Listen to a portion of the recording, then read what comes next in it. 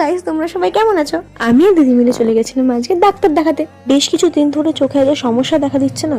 আর আমাদের এদিকে তরকারির সময় একটা টোটো পাওয়া যায় না, আর যেই সময় দরকার পড়বে না সেই সময় দেখবে বাড়ির সামনে এক কাদা টোটো দাঁড়িয়ে আছে।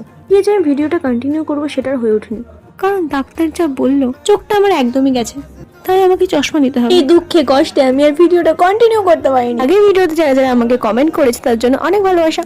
তো কালকে ছিল দাদার অ্যানিভার্সারি, আর আমার দিদি এখানটাই মেকআপ আর্টিস্ট হয়েছে।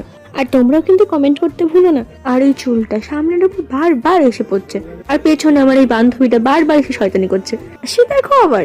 তারপর এখানে দাদার বৌদি কেক কাটবে বলে এখানটায় সবকিছু গোছানো হচ্ছিল, আর এখানটা রান্না বান্না হচ্ছিল। আর এখানে সবার দিকে আমি ক্যামেরা ঘুরিয়েছি, রিয়াকশন দেখো সবার। আমারই বান্ধবীটা বলছি একটু ভালোভাবে ভিডিও কর যাতে আমার একটু মুখটা ভালো আসে। অন্তত দাদার বৌদি মিলে দাঁড়িয়ে পড়লো কেক কাটার জন্য। দুজনের মুখে কি হাসি। তো আজকে ভিডিওটা এই পর্যন্ত, দেখা হচ্ছে অন্য কোনো মিনি ব্লগে। ততক্ষণের জন্য রাধে রাধে কিন্তু বলতে ভুলো না। Bye bye.